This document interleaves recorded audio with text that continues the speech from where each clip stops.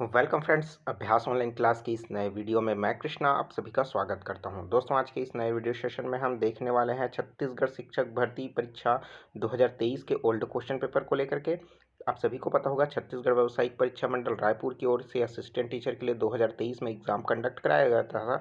उन्हीं प्रश्नों को हम इस वीडियो में डिस्कस करने वाले हैं। यहाँ पर दोस्तों 150 प्रश्न जो है पूछे गए थे, लेकिन हम उनमें सिर्फ असिस्टेंट टीचर के सिर्फ अब इस वीडियो में सीडीपी के क्वेश्चन को हम डिस्कस करने वाले हैं। उसके अलावा दोस्तों और भी लगातार इनके जो पार्ट हैं, हिंदी का, इंग्लिश का, मैथमेटिक्स का, पर्यावरण का, उन सभी जीके का, कंप्यूटर का, उन सभी पर हम अलग अलग वीडियो सेशन आपके लिए लाने वाले हैं। तो बिल्कुल चैनल के साथ जुड़े रहिए। चैनल को अभी तक आपने सब्सक्राइब नहीं किया, जरूर सब्सक्राइब करके नोटिफिकेशन बेल आता है जरूर ऑन कर लीजिए। तो चलिए दोस्तों, वीडियो स्टार्ट करते हैं और एक एक करके सभी प्रश्नों को डिस्कस करते हैं। तो दोस्तों हम आ चुके हैं बाल विकास शिक्षा शास्त्र, जो कि पार्ट नंबर 1 था, जिसमें से पहला प्रश्न हम देख लेते हैं कि निम्नलिखित में से कौन सी अच्छे समायोजन की विशेषता नहीं है। तो यहाँ पास नहीं को पूछा गया रहा है, इस चीज़ को आपको ध्यान देना है। तो समायोजन की जो विशेषता नहीं है वो जो है दोस्तों, इसमें आकांक्षा का स्तर अति उच्च होता है। तो भाई कोई भी चीज़ को जानने का जो है अति उच्च होता है स्तर, इसकी बात इसमें कही गई है। तो इसके लिए करेक्ट आंसर ऑप्शन 1 बी है। तो कौन सा राइट आंसर है मैं सिर्फ उसी को बता रहा हूँ दोस्तों, बाकी को आप जो है एक बार पढ़ लीजिए। ठीक है, चलिए देखते हैं। व्यक्तिगत विभिन्नता का सिद्धांत बताता है कि उपयुक्त संबंध में से सर्वाधिक उपयुक्त विकल्प का चुनाव करना है। तो यहाँ पर उपयुक्त विकल्प का चुनाव करना है मतलब हमको सभी ऑप्शन पढ़ना पड़ेगा। तो प्रत्येक व्यक्ति में विकास के संदर्भ में भिन्नताएं होती है। जी हाँ, बिल्कुल, विकास जो है क्रमिक तो होता है, लेकिन क्या होता है, भिन्नता होता है। ठीक है, वृद्धि भी जो होता है क्या होता है दोस्तों, ये प्रत्येक व्यक्ति में वृद्धि में जो है असमान होता है। ठीक है, यहाँ पर क्या हो जाएगा, भिन्नता होती है। उसी तरीके से प्रत्येक व्यक्ति की वृद्धि एवं विकास के संदर्भ में समानताएं होती है, ये भी नहीं है। तो यहाँ पर दोस्तों, यहाँ पर क्या हो जाएगा कि जो प्रत्येक व्यक्ति है उसमें वृद्धि और विकास के संदर्भ में विभिन्नताएं होती है। ठीक है, समानता मतलब एक समान होती है क्या, नहीं होती। ठीक है, तो उसमें क्या होती है, असमानता मतलब विभिन्नता होती है। तो ऑप्शन नंबर डी इसके लिए क्या हो जाएगा, करेक्ट आंसर हो जाएगा। ठीक है, चलिए दोस्तों देखते हैं नेक्स्ट क्वेश्चन। समावेशी शिक्षा के संबंध में निम्नलिखित में से कौन सा कथन जो है उपयुक्त है, हमको ये बताना है।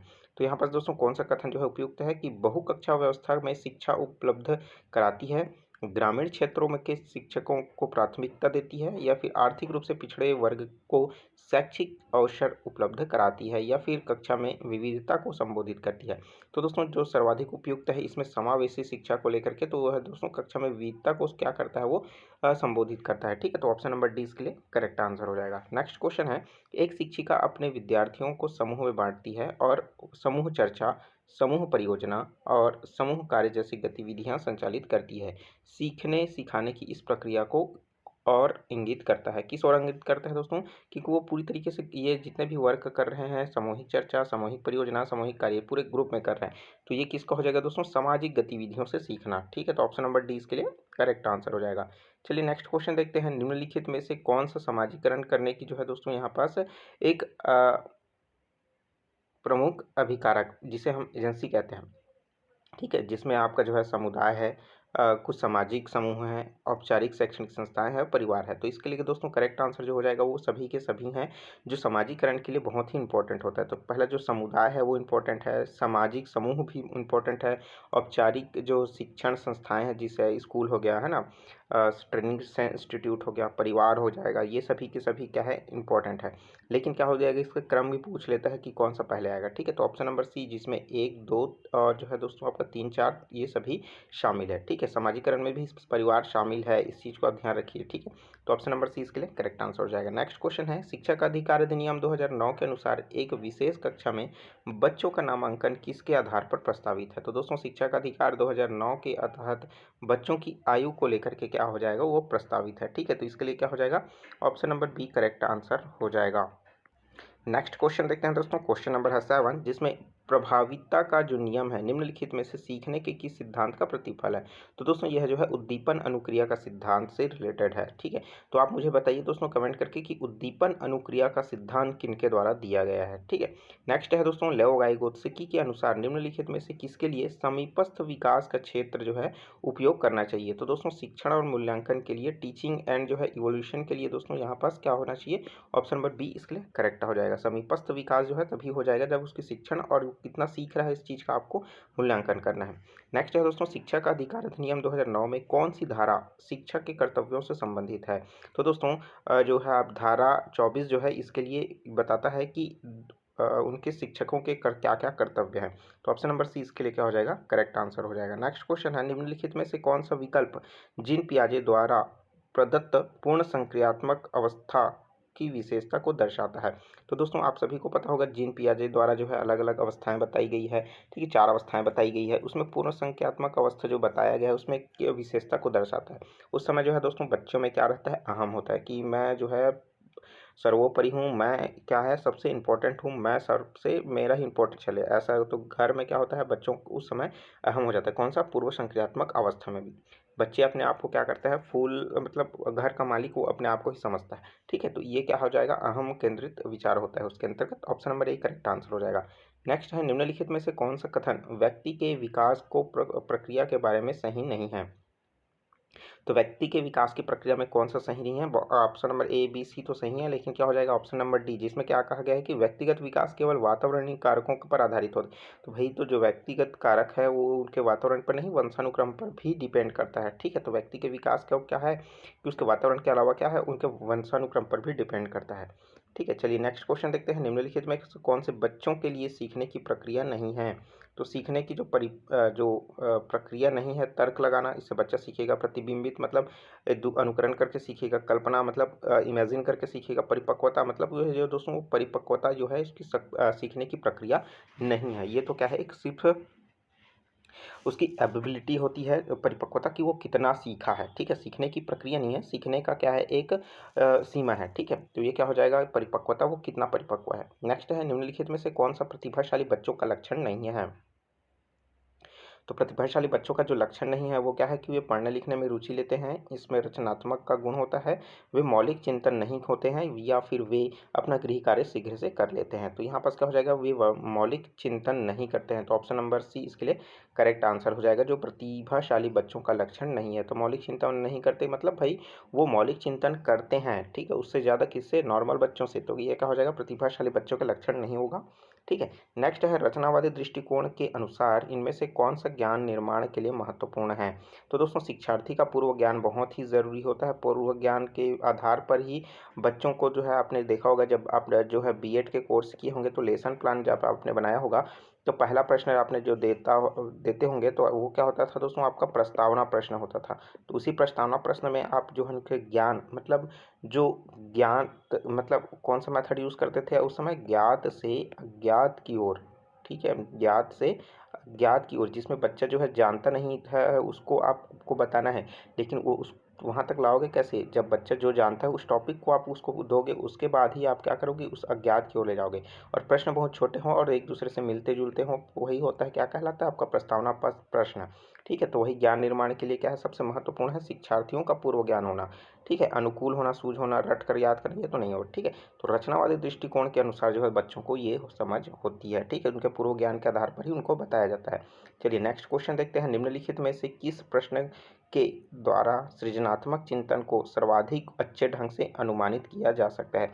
तो सर्वाधिक अच्छे ढंग से अनुमानित किया जाने वाला जो सॉरी अनुमानित किया जा सकता है किससे दोस्तों, कि उनके कितने अलग अलग तरीकों से हल किया जा सकता है। मतलब जैसे आपने देखा है कि सृजनात्मक चिंतन में दोस्तों बच्चे से अच्छे ढंग से कब कर पाते हैं, जब वो अपने अपने तरीके से ढूंढते हैं और उस आंसर को लाने के लिए अलग अलग रास्ते का प्रयोग करते हैं। उन्हीं का कारण क्या होता है, उनको जो एक पजल दिया जाता है दोस्तों जिसमें रास्ता ढूंढने वाला रहता है, अलग अलग तरीके से घुमाव रहता है, ठीक है। तो उस घुमाव द्वारा में क्या होता है, बच्चा ऐसे कार को ले जाता है कहीं कहीं कहीं पे भी और बाहर निकलने वाला रास्ता होता है, ठीक है। तो इसमें क्या होता है, बहुत सारे रास्ते होते हैं। सेम वैसे ही गणित को हल करने के उनके अलग अलग तरीके होते हैं, तो उन्हीं को क्या होता है उसमें सृजनात्मक चिंतन के अंतर्गत आएगा। तो ऑप्शन नंबर डी इसके लिए करेक्ट आंसर हो जाएगा। चलिए नेक्स्ट क्वेश्चन, जिन पियाजे के अनुसार विकास की किस अवस्था में बच्चे वैज्ञानिक चिंतन करना शुरू कर देते हैं। तो भाई बच्चा जो है जिन पियाजे की कौन सी जो अवस्थाएं दी बताया गया है उनमें कौन सी अवस्था में जो है वैज्ञानिक चिंतन करना शुरू कर देता है। तो दोस्तों औपचारिक सक्रियात्मक अवस्था, जिसे हम अमूर्त संक्रियात्मक अवस्था कहते हैं, जिसमें बच्चा जो है वैज्ञानिक चिंतन करना शुरू कर देता है, वैज्ञानिक की तरीका,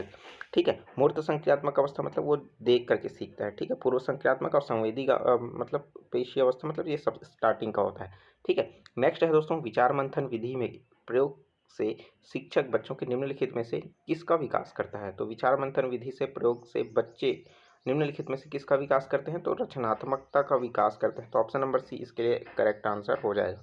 चलिए नेक्स्ट क्वेश्चन देखते हैं, रीता अपनी कक्षा में सिखाने के लिए आकलन और सीखने का आकलन इन दोनों का प्रयोग करती है, तो वो क्या कर रही है कि बच्चों की प्रगति और उपलब्धि स्तर को जांचने के लिए। आकलन क्यों किया जाता है? बच्चे की स्तर को ही जांचने के लिए।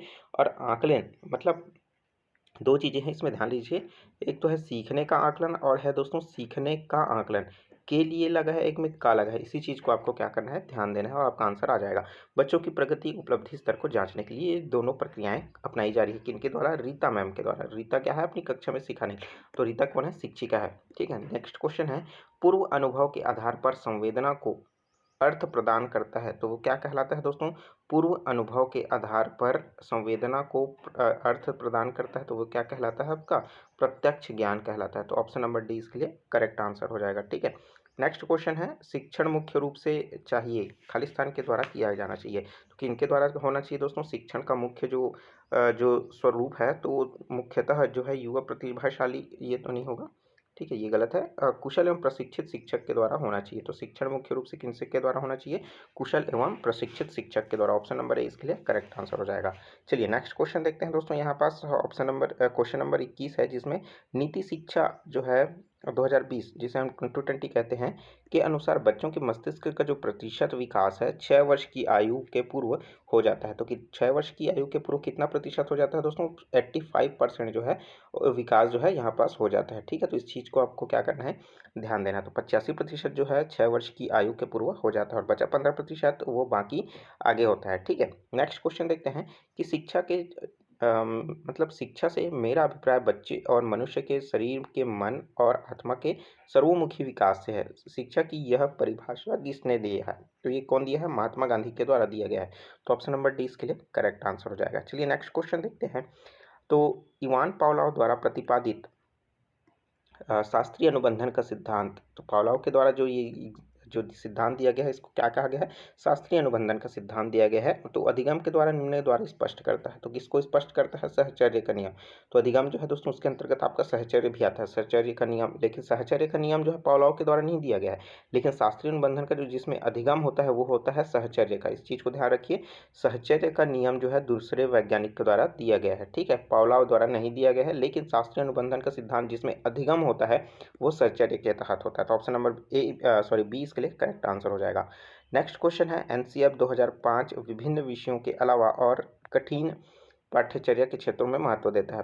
इस पहला दिया है कला शिक्षा में, स्वास्थ्य और शारीरिक शिक्षा में, काम और शिक्षा में, या फिर शांति के लिए शिक्षा में। तो यहाँ पर दोस्तों आपका जो है सभी के सभी सही हैं। जो एनसीएफ 2005 है उसके तहत जो है आपका कला शिक्षा में भी, स्वास्थ्य और शारीरिक शिक्षा में, काम और शिक्षा में, शांति के लिए शिक्षा, ये सभी इसमें शामिल है। तो ऑप्शन नंबर डी इसके लिए करेक्ट आंसर हो जाएगा। नेक्स्ट क्वेश्चन है, लेव वाइगोत्स्की की सामाजिक रचनावादी सिद्धांत के अनुसार विद्यार्थियों को आकलन विधि से क्या करना चाहिए, मतलब आकलन विधि में क्या करना चाहिए? तो दोस्तों उसमें उसकी क्या होती है? वो सहयोगात्मक परियोजनाएं होती है। तो ऑप्शन नंबर सी इसमें करेक्ट हो जाएगा, क्योंकि लोए वाइगोत्स्की ने ही सामाजिकता का बारे में ही बताया है ना, क्योंकि बच्चा जो है समाज में रह करके सीखता है, तो आप समझ लीजिए कि सहयोगात्मक, और समाज में रहेगा तो उसको सहयोग मिलेगा ही। तो ऑप्शन नंबर सी इसके लिए करेक्ट आंसर हो जाएगा।